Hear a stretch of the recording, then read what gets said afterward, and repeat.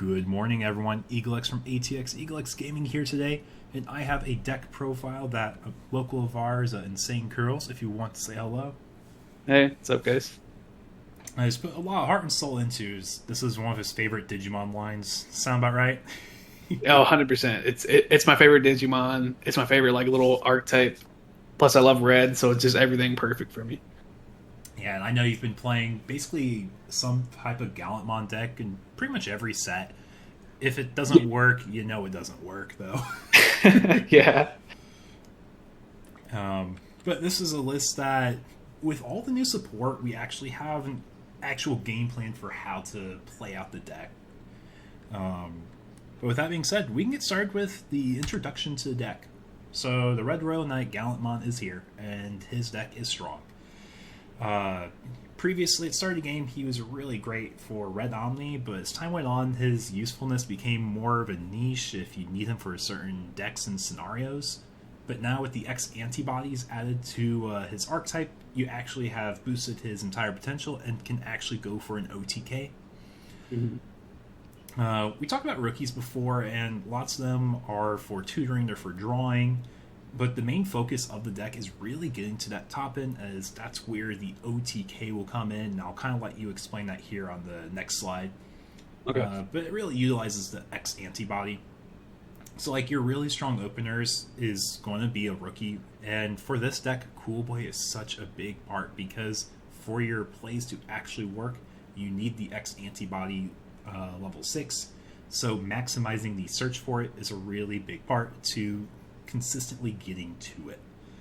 And then there are other tutoring cards like the EX2 Guilmon Red Memory Boost. Anti-otk does some niche plays that you can extend with. But with that being said, let's talk about the main combo and the bread and butters of this deck. I'll let you take this over. Okay, so this is the OTK part of the deck. Basically, you want to stay in raising with your War Gromon, the starter one, and on your turn, ideally, by the time you have that, you'll have at least a Cool Boy out, and you'll be able to promote and go into War Gromon X.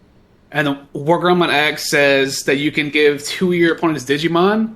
It's not you gain a memory, but they lose a memory. So it can get around some annoying, like stop memory gaining effects. Yeah, and then blockers. Yeah, exactly. And then you're able to clear 6k with the War Gromon as long as you have X antibody or War Gromon underneath. And then with all these new X antibody stuff, you get to increase that threshold. And with this deck, pretty much like your highest threshold will be 8k. So you get to clear pretty much like every level 5 and below, along with just a whole wide board of like 3s or even some 4s.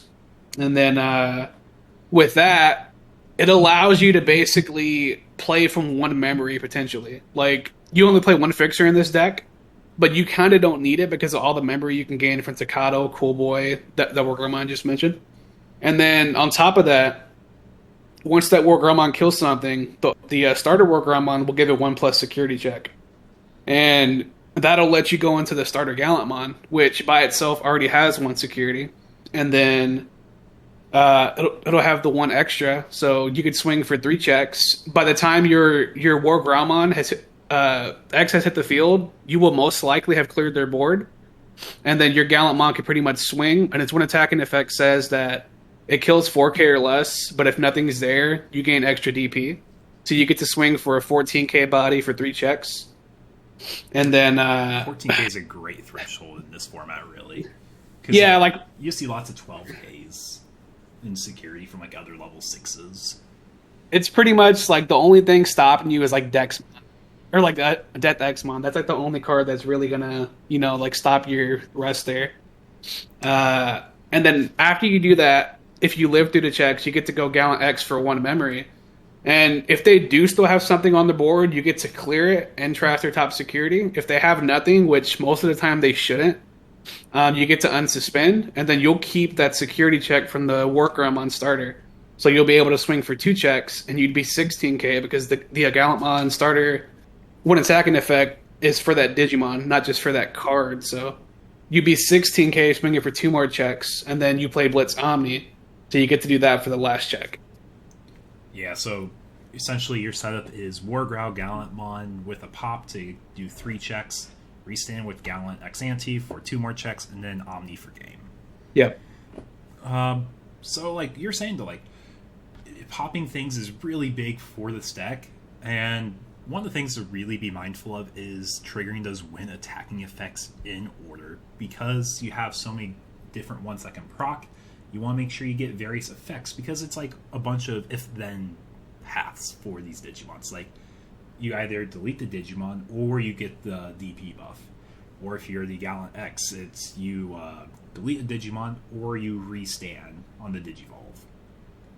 Yep. So, really timing it is a big part. Takato is another card, similar to Cool Boy, how you get the draws, you get the memories, but you really use it to extend your plays, where if you do go into your level 7 Crimson mode, which there is in the deck, you can extend the play against some other late game decks like Security Control. You can really get the value, because 6 memory is a lot, but blitzing with it is a really strong part. And then we talked about Wargrowl. It's a really big part of this deck.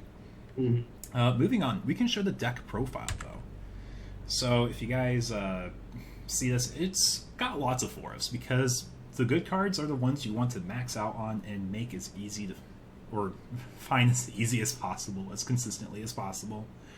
But what really shines is cards you could potentially have in the side deck, as lots of this core is great, but you have some flexibility in what you can really do.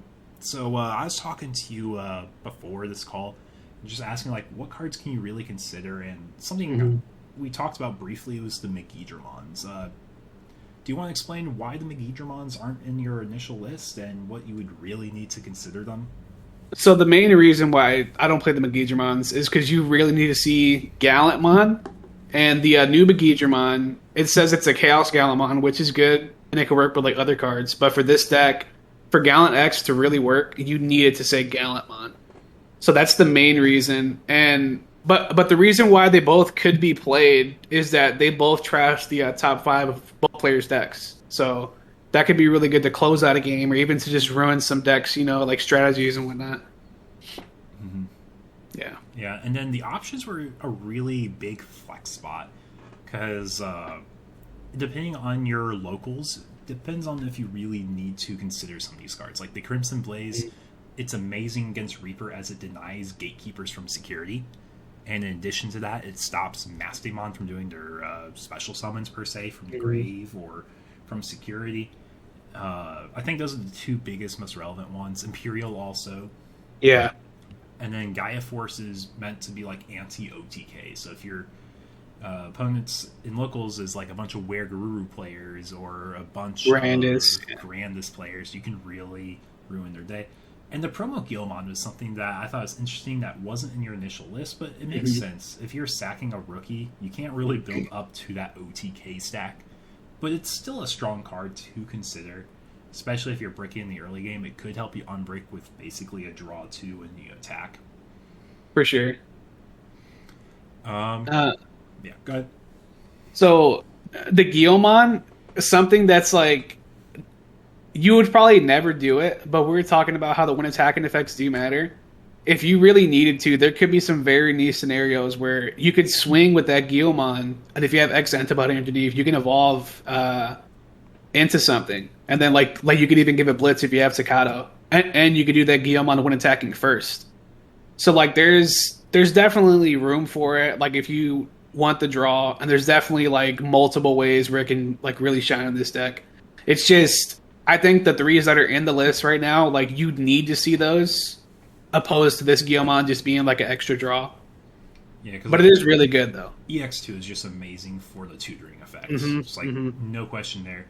The Guilmon X is extra cycle. It could be a potential pop, so it's a Cool Boy proc, but the pops being the big thing, because you may not want to trigger other pops on your stack. Yep. And then the Warp Guilmon, he does have the niche potential of letting you use the auto warp bullets into a Gallantmon, level 6 though. So the warp with the X antibody option, you could even go straight into Gallantmon X from there. if you tuck under the X antibody option and you have a Takato out, you can warp into your regular Gallantmon, and then when attacking, do your order of effects, and then go into Gallantmon X if you have it. So like, there's a lot of utility with that starter Guilmon. But he cannot go directly into Gallantmon X. He cannot go into Gallantmon X. Yeah, you would have to have both in hand and have the X antibody in hand to actually trigger it. That's actually a really cool scenario I wasn't even thinking of. Yeah, yeah. Yeah. With that being said, do you have any closing comments you want to make for the deck? So the Gallantmon BT2 we didn't talk about much.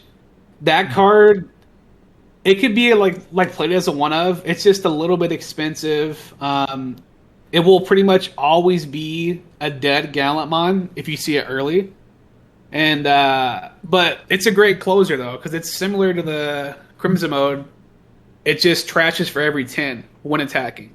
So that can be really strong with the Gallantmon X, because you could trigger his effect first, trash their security, go to Gallant X, potentially trash another one, or unsuspend, and then swing for game or swing for some extra checks. Yeah, and that's, like we were saying, like, it's really good for some scenarios and some matchups. Yeah.